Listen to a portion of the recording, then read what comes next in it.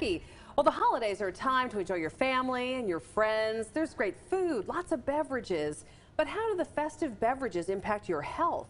I'm here to ruin your whole holiday experience. Dr. Cedrek McFadden is joining us to help us kind of figure out how to navigate the holiday beverage scene so you're not trying to ruin the holidays for everybody. We're not trying to ruin the holiday, but it's important to remember, just like all times of the year, when you want to control your weight, it's more than just what's on the plate. Okay. It's also what you're drinking and the calories that you bring in from those drinks. So what do people really need to consider when it comes to this? I mean, how much of an impact is it having on their health?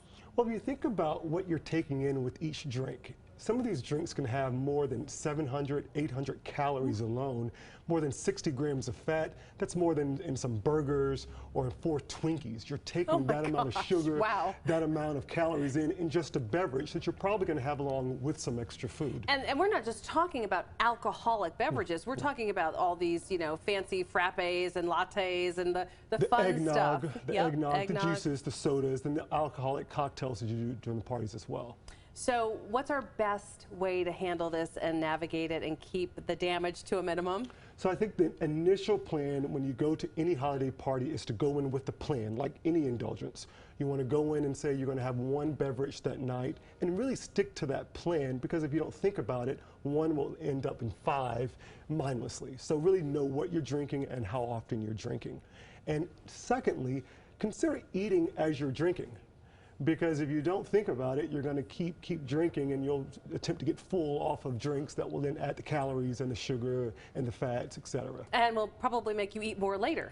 Absolutely. And some of the alcoholic beverages that you drink, even small amounts, will actually increase food cravings. Okay. And that's a lot to do with the hormones in the body and how it regulates itself. But you'll want to eat as you drink more, and so it's just a really bad combination. Are there any tricks to kind of minimize the damage in terms of choices? So let's start with sort of the coffee or the lattes or the specialty seasonal drinks.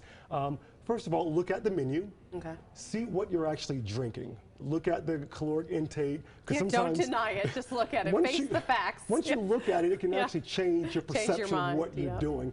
And consider some alternatives. Consider substitutions. Perhaps consider skim milk instead of whole milk. Hold the cream on it. Perhaps downsize to a smaller portion that could control some of the calories and sugar and the fat that you're getting. Hold the, the whipped cream, the heavy things like that. What about when it comes to the cocktails out there? Are there ways to go that can sort of minimize? Some people think, oh, if I leave the alcohol out and just have a mocktail, but there's a lot of sugar in those, right? There is. And really, you want to think smaller serving sizes. You want to think, what are we mixing these drinks with? And you also want to consider making sure you're having water as you're drinking those in between drinks. When it comes to the holidays and weight gain, be it the drinks, the food, whatever, how much weight can people put on during this time period? So between Thanksgiving and New Year's, some studies talk about up to 10 pounds. And so now we're dealing with that first of the year gym rush, trying to lose an extra weight.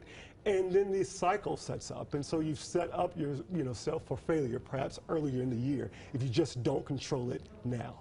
So in a way, if you are sort of intentionally thinking about some new goals for the new year that may involve your health, waiting until then might be your biggest mistake.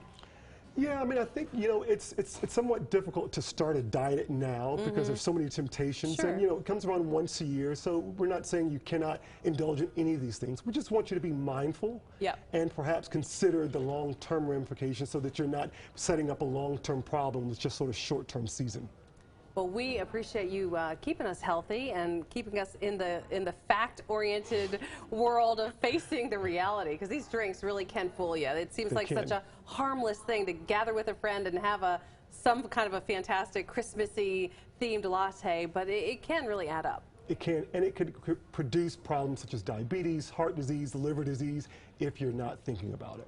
Yeah, serious consequences for simple choices. Longer-term consequences. Yeah, we appreciate it. Dr. McFadden, have a Merry Christmas. Thank you. Same to you. We'll see you in the new year. I'm sure we're going to talk next time, what, holiday goals or New Year goals, working out? Yes. Here we go, guys. That's my working out. Yeah, there it is.